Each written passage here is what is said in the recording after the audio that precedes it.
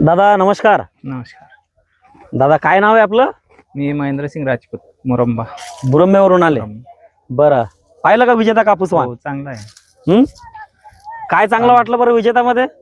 कापूस बोंड चांगले आहे त्याचे. इतर वाणांची कवडी निघते, याची कवडी दिसत नाही. म्हणजे गुलाबी बोंडळीचा धोका बिलकुल नाही है ना. चांगला एकदम गुणवत्तेचा चांगल्या क्वालिटीचा कापूस आहे विजेतामध्ये, है ना. तुम्ही किती एकर कापूस लावता? माझा 7 एकर आहे यावर्षी. आता बाकी पण तुमचे वाणं लावलेले तुम्ही शेतामध्ये तुमच्या, हो. तर त्या वाणांमध्ये विजेतामध्ये काय फरक आहे मग? विजेता चांगली आहे. चांगली आहे है ना. म्हणजे लवकर येणारा कापूस वाण आहे, कमी फवारणीमध्ये येतो, कमी फवारणीमध्ये. आणि क्वालिटी बघा बुडापासून शेंड्यापर्यंत एक सारखे बोंड 5-5 पाकळ्यांचे फुटलेले आहेत है ना. वेचायला बी एकदम सोपा आहे, वजन बी चांगलं आहे, झडता पण याला 38% पेक्षा जास्त आहे. चांगला म्हणजे बाजारभाव बी जास्त मिळेल तुम्हाला.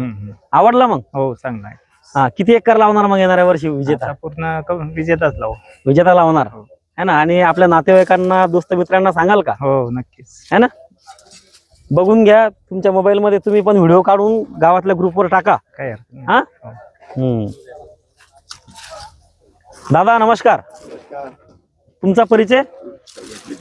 उत्तम सिंग तोमर. कसं दादा वाटलं विजेता? विजेता चांगली आहे सर.